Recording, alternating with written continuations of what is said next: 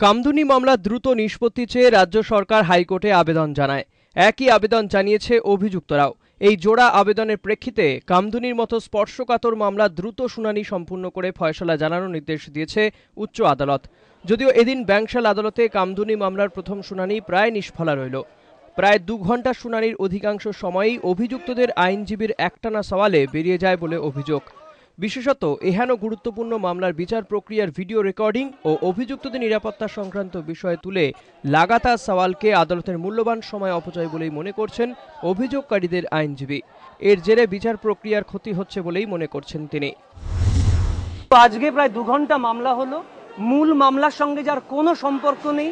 আসামিদের খাওয়া দাওয়া ভালো হচ্ছে না, তাদের সেখানে ট্রিটমেন্ট ভালো হচ্ছে না এবং অদ্ভুতভাবে যদিও আইনে রয়েছে সমস্ত আসামির ক্ষেত্রে যে বিধিবিধান সেটা তারা তুলে ধরে বললেন যে আসামিদের যখন খাবার দেওয়া হবে তখন অন্য লোককে খাবার খেয়ে দেখে নিতে হবে। আসামিদের যে সেল সেই সেলের বাইরে আর্মড গার্ড রাখতে হবে, কারণ আসামিরা নাকি নিরাপত্তাহীনতায় ভুগছে। অন ক্যামেরা ট্রায়াল, যেটা ভিডিও ক্যামেরার মধ্যে, যেটা সুপ্রিম কোর্টের রুলিং আছে, কিন্তু আমরা কোর্টটা তো যেহেতু সিআরপিসিতে বাউন্ডিং, তো আমরা সেই সিআরপিসি অনুযায়ী সেরকম কোনো অর্ডার নেই।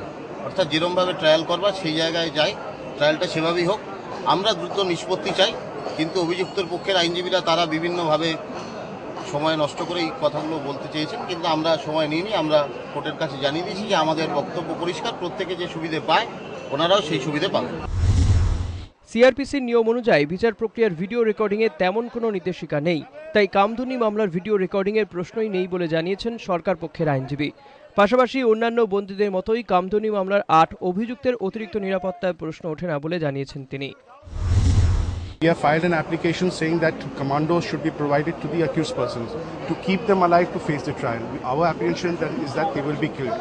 Our second submission before the court was that if Kasab could be provided with security by the government of India, why not citizens of India be provided security in the jail? আগামী মঙ্গলবার দুপুর 1:30টায় অভিযুক্তদের আইনজীবীর আবেদনের রায় শোনাবেন বলে জানিয়েছেন বিচারপতি সঞ্চিতা সরকার। ওই দিনই মূল মামলার বিচার প্রক্রিয়া শুরু হবে বলে জানিয়েছেন তিনি। ক্যামেরায় অসীম দত্তের সঙ্গে স্বপন বেরার রিপোর্ট, নিউজ টাইম।